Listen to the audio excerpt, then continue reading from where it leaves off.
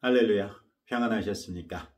네, 오늘도 하나님의 말씀을 사모하여 이렇게 함께 말씀을 묵상하고 기도하는 자리에 나오신 성도 여러분들을 주님의 이름으로 축복합니다. 제가 마땅히 건강을 잘 관리해야 됐는데 하루는 기침이 심해서 또 어제는 두통이 너무 심해서 도저히 영상을 만들 수가 없어서 만들지 못했는데 혹시나 기대하고 기다리고 계셨던 분들 계시면 죄송하다는 말씀 전해 올립니다. 오늘 우리가 함께 묵상하는 하나님의 말씀은 시편 119편 97절로 112절까지 말씀입니다. 히브리어 알파벳 13번째와 14번째 알파벳 mem과 눈으로 시작되는 총 16절을 묵상합니다. 13번째 단락은 앞에 있던 12번째 단락과 마찬가지로 시인이 하나님께 간청하는 내용은 없고 12번째 단락에서는 주의 성실하심이 대대에 이르니 그것들 덕분에 자신이 살 수 있다고 하나님을 찬양했고요. 13번째 단락에서는 주의 법이 자신을 가르치시니 자신이 자기의 스승들보다도 노인들보다도 더 지혜롭고 명철해져서 모든 거짓 행위를 미워할 수 있게 됐다고 자랑하고 있는 것을 볼 수 있습니다. 특히 13번째 단락에서 하나님의 말씀이 자신을 얼마나 지혜롭게 했는지를 반복해서 말해주고 있습니다. 시인은 먼저 자신이 얼마나 하나님의 말씀을 사랑하는지를 아뢰면서 종일 주의 법을 작은 소리로 읊조린다고 하지요. 이는 당연하게도 시편 1편에서 복 있는 사람이 주의 율법을 주야로 묵상한다는 것을 염두에 두고 고백하는 것이고, 따라서 하나님의 말씀을 종일 읊조리는 자신이 주께 복받은 사람이라는 고백을 담고 있는 것이기도 합니다. 시인은 자신의 명철을 다른 사람들과 비교하는데 98절에서는 주의 법이 항상 자신과 함께하므로 주의 법이 자신을 자기 원수들보다 더 명철하게 한다고 합니다. 하나님의 말씀이 함께하지 않는 자기 원수들에 비하여 자신을 하나님의 말씀이 지혜롭게 한다는 것을 받아들이는 것은 우리에게 아무런 불편도 없습니다. 잠언이 늘 강조하는 것이 바로 하나님의 말씀이 그 마음에 있어 지혜롭게 사는 것이기 때문이지요. 99절에서는 심지어 자기의 명철이 자기 모든 스승보다 나은데 이는 자신이 주의 증거들을 읊조리고 있기 때문이라고 말합니다. 히브리 지식인들 사이에서 학생의 최고의 목표는 스승을 뛰어넘는 것이 아니라 모든 면에서 스승과 같아지는 것입니다. 이는 설령 학생이 스승보다 뛰어나다 해도 스승을 존중하여 그렇게 표현하지 않았던 것이지요. 그런데 오늘의 시인은 과감하게 자신의 명철이 자기의 모든 스승보다도 뛰어나다고 자부하고 있습니다. 그리고 그 이유로는 자신이 주의 증거들, 즉 주님의 판단들을 늘 읊조리고 있기 때문이라고 말하지요. 이것은 시인의 교만으로 해석하기보다는 시인이 하나님의 증거들에 대한 확신이 그토록 강하다는 것으로 해석하는 것이 좋을 듯합니다. 또한 시인은 자신이 주의 법도들을 지키기 때문에 자신의 명철이 노인보다 낫다고도 합니다. 노인이 상징하는 것은 그 연륜만큼이나 지혜가 누적되어 있다는 것이죠. 그렇기에 노인은 어느 사회에서나 지혜의 보고로서의 가치를 가지지요. 그런데 시인은 인생의 모든 경험을 통해 누적한 지혜보다도 하나님의 말씀을 지킴으로써 하나님의 판단을 생활 가운데서 경험하면서 배우고 쌓은 지혜가 훨씬 더 탁월하다고 합니다. 즉, 하나님의 말씀이 줄 수 있는 명철은 경험을 통해 배울 수 있는 지혜를 뛰어넘는다고 확신하고 있는 것이지요. 그러니 시인은 97절에서 내가 주의 법을 어찌 그리 사랑하는지요. 내가 그것을 종일 작은 소리로 읊조리나이다 라고 했던 고백을 103절에서는 주의 말씀의 맛이 내게 어찌 그리 단지요. 내 입의 꿀보다 더 다니이다. 이렇게 고백하는 표현으로 더욱 강화하고 있습니다. 실제로 랍비들이 어린아이들에게 율법을 가르칠 때 일부러 율법을 기록한 종이에 꿀을 발라 그 꿀을 혀로 핥아먹게 하면서 주의 말씀이 꿀과 속이꿀보다 더 달다는 것을 가르치곤 합니다. 그런데 이 시인은 주의 말씀을 종일 읊조리면서 묵상하고 곱씹어 보니 주의 말씀의 맛이 자신에게 꿀보다 더 달게 됐다고 고백합니다. 그만큼 시인은 하나님의 말씀을 두루 폭넓고 깊게 묵상한 사람만이 할 수 있는 고백을 서슴지 않고 하고 있습니다. 그만큼 자신이 하나님의 말씀을 사모했고 가까이 했다는 말이겠죠. 그러면서 시인은 자신에게 그토록 단 하나님의 말씀이 가져다주는 지혜와 명철로 인해 모든 거짓 행위를 미워하게 됐다고 고백하지요. 자신을 의로운 길로 인도하는 것이 하나님의 말씀인데 그것이 내 행위를 억제하는 방식으로 자신을 의로운 길로 인도한 것이 아니라 달콤한 가운데 마치 벌이 꿀을 따라가듯 자신을 의로운 길로 이끌었다고 고백하고 있는 것입니다. 오늘의 시인이 고백하는 정도로 말씀을 사랑하고 묵상할 수 있겠습니까? 이런 고백은 그저 성경을 몇 번 읽어서만 될 일은 확실히 아니지요.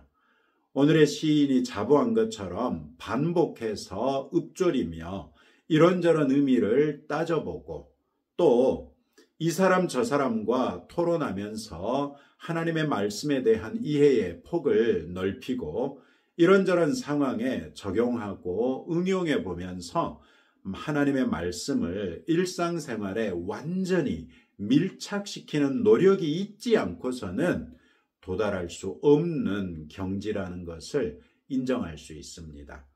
오늘날 우리들 주변에서 모든 면에서 볼 때 하나님의 말씀에 합하다 이렇게 생각되는 분이 얼마나 있습니까?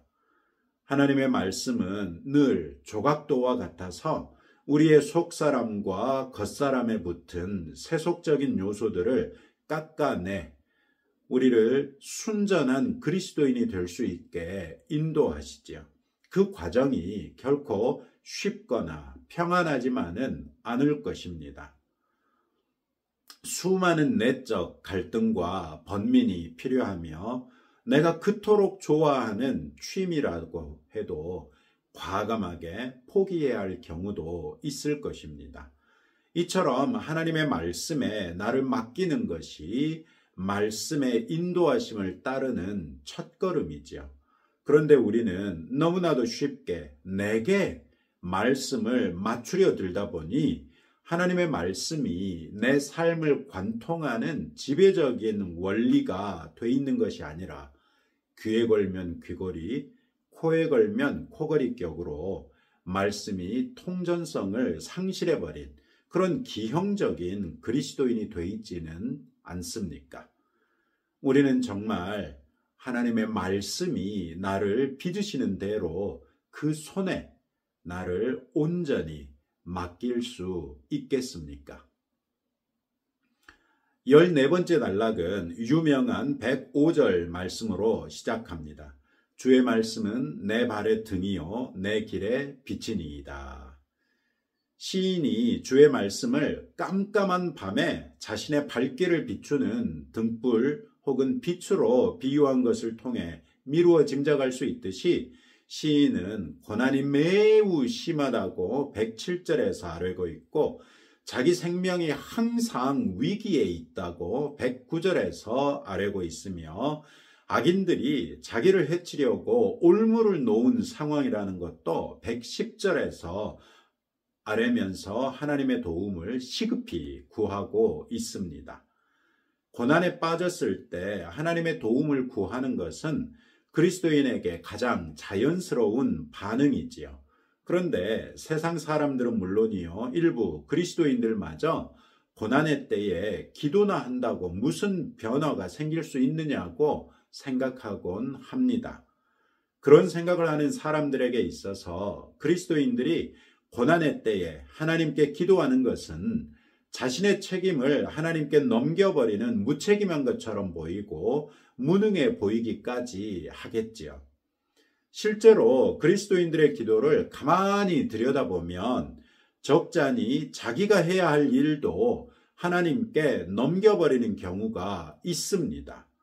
우리의 기도문을 곰곰이 생각해 보면 어떤 것들은 기도해야 할 일들이 분명하지만 어떤 것들은 기도한다는 구실로 내가 해야 할 것마저도 하나님께 넘겨버리는 것을 심심찮게 발견할 수 있지요.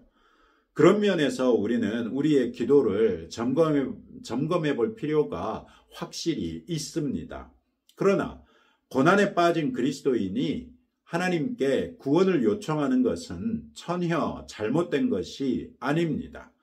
대부분의 사람들처럼 그 고난에서 빠져나오기 위해 자신이 가진 모든 수단을 강구하다가 어떻게든 빠져나올 수 있겠지요. 그러나 우리 그리스도인에게 중요한 것은 하나님에 대한 신뢰를 저버리지 않는 것입니다.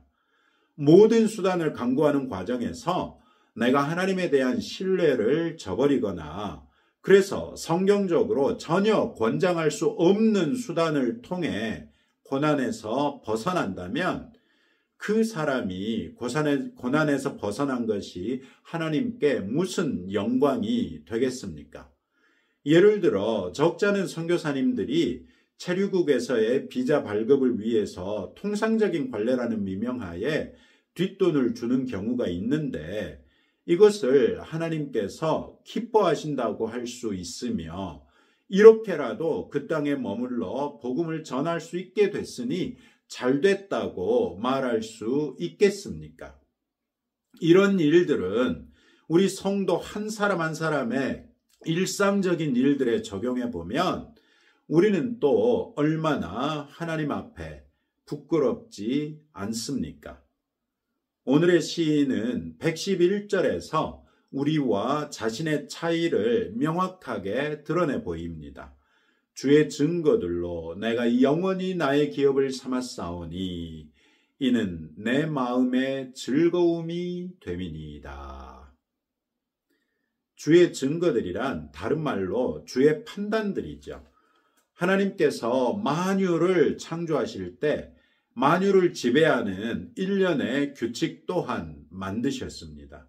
특히 사람들 가운데는 창세 전에 선택하신 자기 백성을 두셨고 그들에게 때가 됐을 때 하나님을 알고 하나님을 섬기는 하나님의 자녀요 하나님의 백성이 되게 하셨습니다.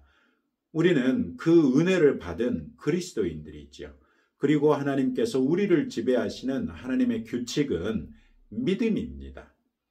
시인은 주님의 판단들에 대한 고찰을 통해 하나님의 판단들이야말로 영원히 자신의 기업을 삼을 만하다고 인정하여 하나님에 대한 온전한 믿음에 이르렀습니다.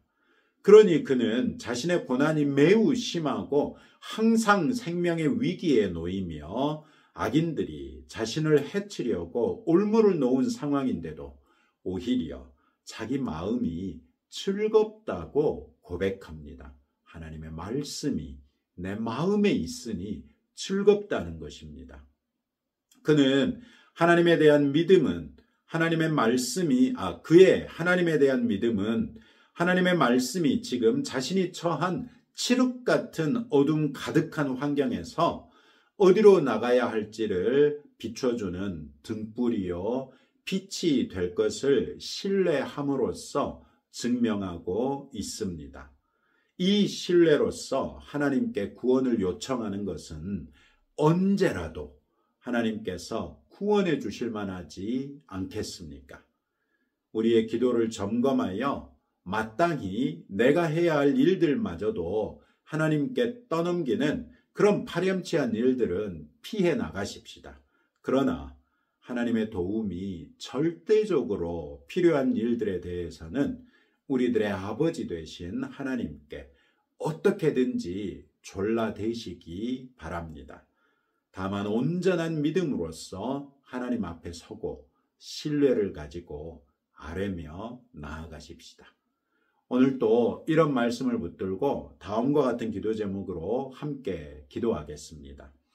하나님의 말씀을 읽고 묵상할 때 늘 지혜와 명철을 얻을 수 있게 해달라고 기도하시고, 하나님의 말씀을 읽고 묵상할 때 하나님의 말씀이 나를 빚으시는 대로 온전히 내어 맡기는 사람이 되기로 결단하시고 성령께서 도와주시기를 기도합시다. 우리 아버지 되신 하나님에 대한 온전한 믿음으로써 하나님의 도움을 구하는 믿음의 사람이 될 수 있도록 기도하시고, 우리 나라를 위해서 계속해서 기도하겠습니다. 하나님 아버지 감사합니다. 아버지의 은혜와 사랑으로 오늘도 우리에게 아버지의 말씀이 어떤 의미를 가지는지 일깨워 주셨습니다. 과연 아버지의 말씀은 우리에게 우리의 발의 등이요 길의 빛이라고 하셨는데, 늘 아버지의 말씀을 통하여 우리가 어디로 나아가야 할지 깨달아 알 수 있도록 은혜 베풀어 주시기를 원합니다. 그래서 우리가 하나님의 말씀을 읽고 묵상할 때마다 늘 지혜와 명철을 얻기를 원하오니 아버지 하나님께서 말씀을 조명하여 주셔서 그 성령의 조명하심을 따라 늘 새로운 교훈을 얻을 수 있도록 은혜 베풀어 주옵소서. 또한 하나님의 말씀을 읽고 묵상할 때 하나님의 말씀이 나를 빚으시는 대로 온전히 내어 맡기기를 원합니다. 주님, 우리로서는 온전히 내어 맡기는 것이 결코 쉬운 일이 아니올진데 성령 하나님께서 우리를 도우사 수시로 말씀하여 주시고 일깨워 주셔서 이것이 말씀이 나를 빚으시는 과정이구나 하는 걸 알고 말씀을 신뢰함으로 말씀이 빚으시는 대로 변화되어 나가 더욱더 하나님 앞에 바르게 서는 성도들이 되게 하옵소서. 우리 아버지 되신 하나님에 대한 온전한 믿음으로써 하나님의 도움을 구하는데 주저하지 않는, 주를 의지하는 자가 되게 하시며, 그 일로 인하여 특별히 우리나라를 위해서 기도하오니 주님, 우리가 어찌할 수 있는 것이 없어서 아버지 하나님께서 참으로 능력으로 간섭하여 주시기를 감히 구합니다. 대통령 선거를 앞두고 정말 많은 일들이, 우리가 알지 못하는 많은 일들이 진행되고 있고 어떻게 갈 것인지 정말 한 치 앞도 내다볼 수 없는 상황이 되었습니다. 아버지 하나님, 우리나라 국민들이 민주주의를 위하여 싸웠던 오랜 역사가 있고 수없이 많은 피를 흘렸는데 그 가운데는 오직 하나님을 믿는 믿음으로 수고하고 헌신했던 일꾼들도 있습니다. 주님, 그분들의 피를 헛되게 하지 마시고 우리 민주주의가 더욱 성숙하는 민주주의가 될 뿐만 아니라 이 민주주의를 통하여 우리가 종교의 자유를 마음껏 누리게 하시며 또 이 민주주의로 인하여 우리나라가 더욱더 번영하게 하시되, 그 번영하는 가운데 우리 한국 교회 역시도 주의 은혜 가운데 다시 한번 말씀으로 회개하여 말씀에 든든히 붙잡힐 뿐만 아니라 말씀이 우리 교회를 빚어나가시는 대로 우리가 빚어지게 하사 아버지의 말씀으로 인하여 새로워진 교회가 주의 은혜 가운데 더욱 강건하게 하사 아버지 하나님께서 한국 교회를 통하여 이루시고자 하는 모든 일들을 능히 이루고도 남음이 있는 우리 한국 교회가 될 수 있도록 은혜 베풀어 주옵소서. 오늘도 오직 아버지 하나님만을 의지하오며 기도하오니 주여 우리의 기도에 응답하여 주옵소서. 예수님 이름으로 기도합니다. 아멘. 네, 대상포진으로 고생하셨던 윤현봉 장로님이 어제 오후에 이제 퇴원하셔서 대구로 귀가하셔서 회복하고 계십니다. 기도해 주신 성도 여러분들께 감사드리고요. 또 여러분들의 기도 제목들 가지고 하나님 앞에 나아가시기 바랍니다.